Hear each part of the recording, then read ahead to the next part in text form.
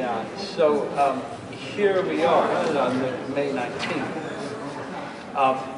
Yeah. What do you think of this conference? Do you think that this is a useful project to bring people from different parts of the world together to talk in such a small group? Instead of hundreds, we have maybe a couple of dozen. What do you feel about this? Well, I think the subject is very important. It's very close to my heart. I think the U.S. is the main threat to the peace and prosperity of the world in various ways. And the world has to find some way to stop the American empire. And I'm not advocating violence, so it has to be something intellectual or propaganda. So this conference fits into that schematic. And why the fact that it's taking place in France, does that have a significance for you? No. Are there similar conferences in North America? Yeah, all the time. There are conferences dealing with U.S. foreign policy. But it's not in Paris. I can't party because it was in Paris. No, the location per se did not enter into the politics of it. And Susan, what do you think of the idea of having this conference? Do you think it's exotic, or does it contribute to a larger?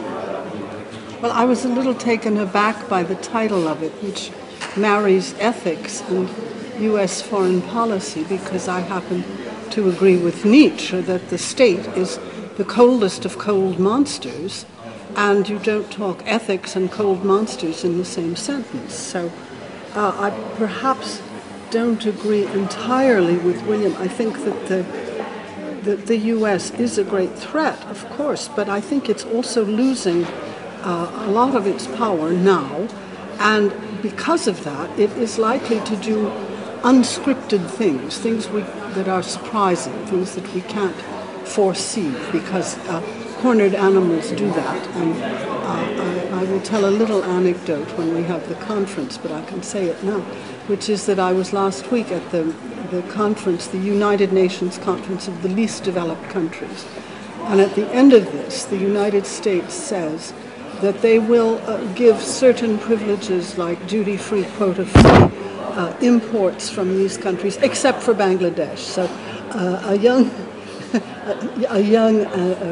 from the third world, as we used to call it, undersecretary of the UN comes back to the academic council where I am, and he announces to us all, well, now the US isn't just afraid of China, it's also afraid of Bangladesh.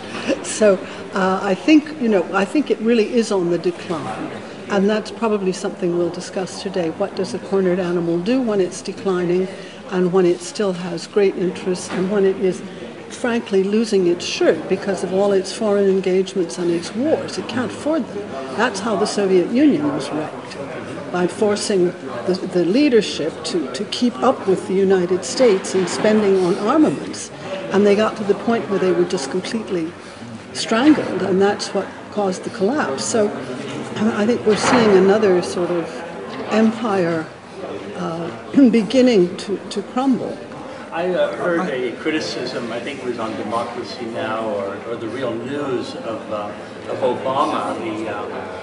It was a black commentator, Ford, I think his name is, an organizer, an African-American organizer from New York, who said the progressive population in the United States is very divided on Obama, huh?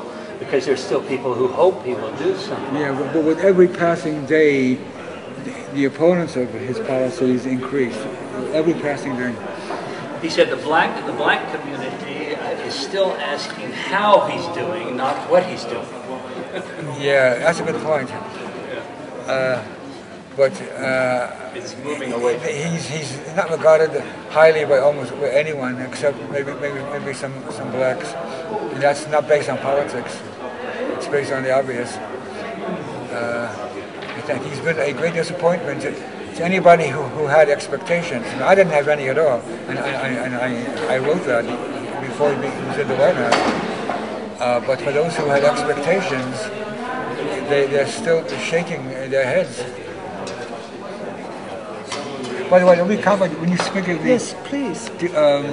Declining power of the U.S., unfortunately, it's not the military power that's declining, and they still have the capacity and the will to invade and bomb and kill anywhere in the world, and no matter what it costs, it'll come out of the hide of the American citizens. We will suffer. The budget will go more and more to the military, and we will suffer. So, but the military will get what they want. So, in that sense, there's no decline. Well, I bow to your superior wisdom. Well, we look forward to your talks in a few minutes, and that will be filmed as well. Thank you very much. Thank you.